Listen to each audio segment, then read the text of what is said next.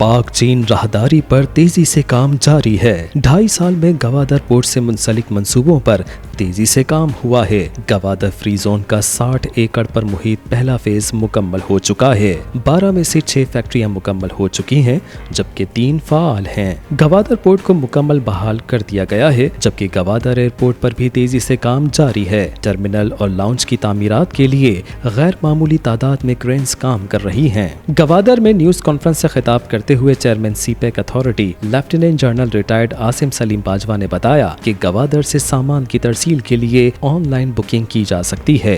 गवादर में support structure पर काम तेजी से चल रहा है। गवादर सिटी का मास्टर प्लान भी मंजूर किया जा चुका है और अमल दरामद के मरहले पर है। उन्होंने बताया कि गुज़िश्ता 2.5 साल के दौरान फ्री जोन और पोर्ट ने 1200 मुलाजमतें पैदा की हैं और मौजूदा ढांचा फाल होने से तकरीबन 12,000 नई नौकरियां मुतवक्के हैं। वजीर आजम ने बच्चों की वोकेशनल ट्रेनिंग के लिए भी जोर दिया है। वोकेशनल ट्रेनिंग इदारे भी तामीर के आखिरी मराहिल में हैं और अक्टूबर तक मुकम्मल हो जाएंगे और वहां तालिब इल्मों की ट्रेनिंग शुरू हो जाएगी। न्यूज कॉन्फ्रेंस से खिताब करते हुए आसिम सलीम बाजवा ने बताया कि गवादर फ्री जोन के फेज 2 पर काम जारी है, जिसका रकबा 2021 एकड़ पर मुश्तमिल है। इस वक्त इसकी तैयारी हो रही है और इसी साल अक्टूबर में वजीर आजम इमरान खान इसका इफ्तिताह करेंगे। चेयरमैन सीपेक अथॉरिटी के मुताबिक अब बंदरगाह पर ट्रैफिक बढ़ाने पर तवज्जो है। एक एक्सप्रेस शाहराह तामीर कराई जा रही है जो गुड्स की तरसील के लिए इस्तेमाल होगी और M8 और M10 के लिए रास्ता फराहम करेगी। M8 का एक सेक्शन रह गया था जो मुतबादिल रास्ता है, जिस पर काम तेजी से जारी है। ट्रांसपोर्ट को इस एक्सप्रेस की वजह से शहर में दाखिल होने की जरूरत नहीं होगी। उनका कहना था कि 94% काम मुकम्मल हो चुका है और इफ्तिताही तकरीब में ये मंसूबा शामिल होगा।